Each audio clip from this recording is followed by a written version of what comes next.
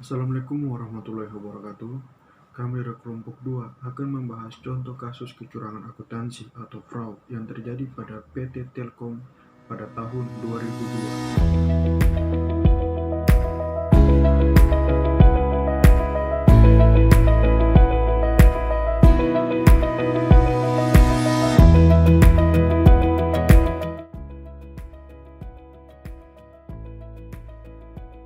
Kasus kecurangan akuntansi atau fraud yang ditemukan pada PT Telkom berupa fraud yang dilakukan oleh auditor independen mereka bernama KAP Haryanto Sahari. KAP Haryanto Sahari melakukan kecurangan akuntansi atau fraud dengan memberikan interpretasi yang menyesatkan kepada PT Telkom. Respon PT Telkom terhadap fraud yang dilakukan oleh KAP Haryanto Sahari bahwa KAP Haryanto Sahari tidak memahami mengenai kebijakan fraud dengan baik. Terbukti dari KAP Haryanto Sahari memberikan interpretasi yang menyesatkan pada PT Telkom, PT Telkomsel, dan USSIC mengenai standar audit Amerika.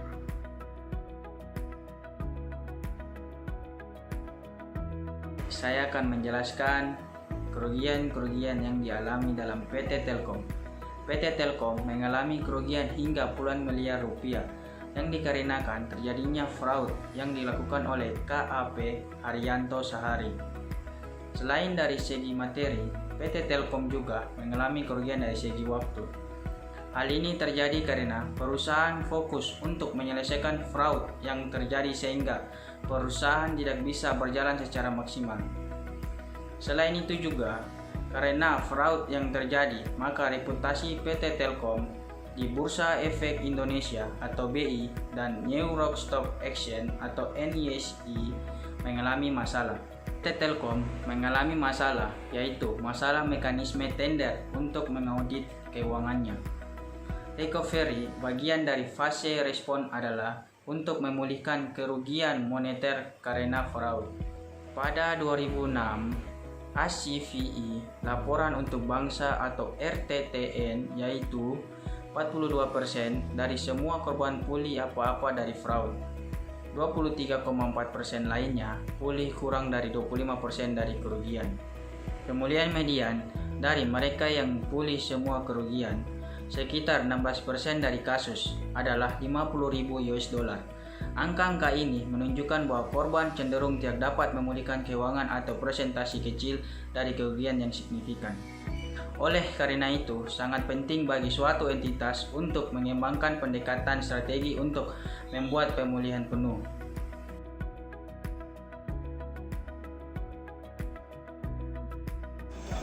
Selanjutnya, saya akan menjelaskan tentang sanksi yang diberikan.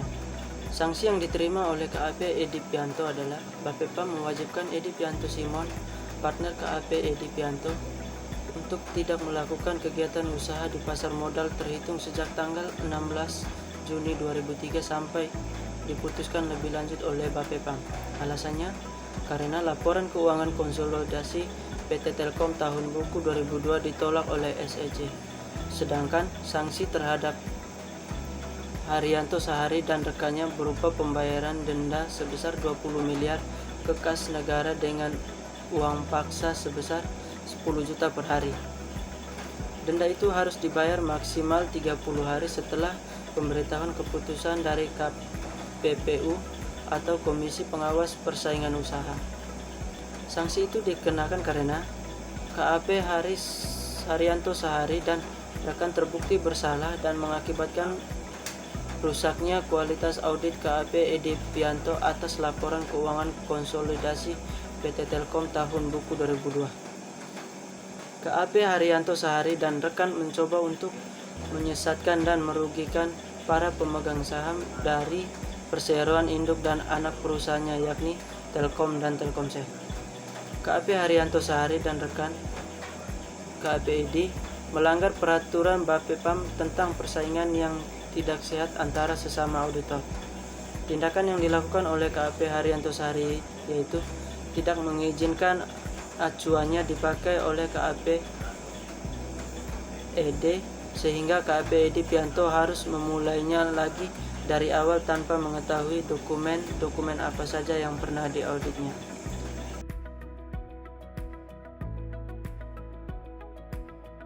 Selanjutnya, saya akan menjelaskan tentang pencegahan fraud.